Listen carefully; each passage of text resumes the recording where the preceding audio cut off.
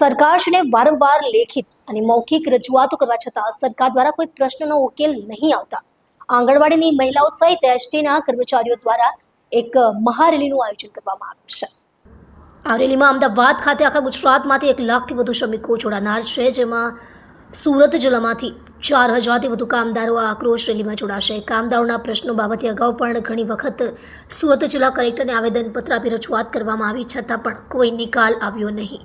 કામદારોને 12 કલાકના કામનો કાયદો રદ કરવામાં આવે તેવી એસટી કર્મચારીઓની માંગ ઉઠી છે। સરકારના તમામ ફિક્સ પગારના કર્મચારીઓને 5 વર્ષના બદલે વહેલા કાયમી કરવામાં આવે તેવી માંગ કરવામાં આવી છે। સૌ કર્મચારીઓને એક સરખું વેતન આપવામાં આવે અને આંગણવાડી બહેનોને હાઈકોર્ટના ચુકાદા પ્રમાણે વેતન આપવું અને મોબાઈલ આપવો તેવી માંગ કરવામાં આવી છે। એસટીના કર્મચારીઓ દ્વારા હવે 10મી નવેમ્બર 2025ના રોજ અમદાવાદ ખાતે રેલીમાં જોડાઈ અને સરકાર સામે તેઓનો આક્રોશ વ્યક્ત કરી અને તેમને પડતી હાલાકીની માંગણીઓને લઈને રજૂઆત કરવામાં આવશે। જ્યાં સુરતમાં એસટીના કર્મચારીઓ દ્વારા સરકાર સામે મુખ્ય માંગની લઈને વિરોધ નોંધાવ્યો હતો। જી આપકા પરિચય। મારું નામ વસંતભાઈ દુર્લભભાઈ પટેલ છે। સુરત જિલ્લા ભારતીય મજૂર સંઘમાં જિલ્લા મંત્રીની મારી જવાબદારી છે। કેટલા દિવસો શું અમારું આ આખા ગુજરાતમાં દરેક જિલ્લા ખાતે એક અઠવાડિયાનો પ્રેસ મીડિયાનો જે કાર્યક્રમ છે એ રાખવામાં આવેલો છે।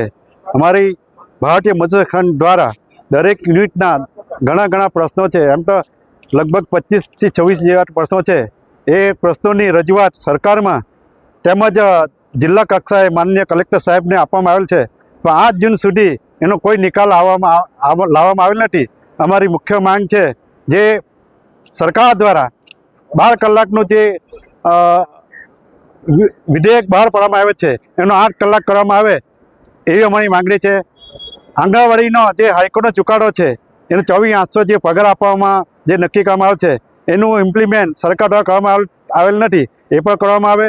આશા વર્કરને ફક્ત ને ફક્ત મહેનતાણું આપવામાં આવે છે, જે 2000 એનું ઘર કેમ ચલાવી શકે દયનીય હાલત છે। મધ્યાહન ભોજન એને પણ 1500 રૂપિયા આપવામાં આવે છે, એનું પણ જે સરકારી કર્મચારી જાહેર કામમાં એ કરવામાં આવે નથી।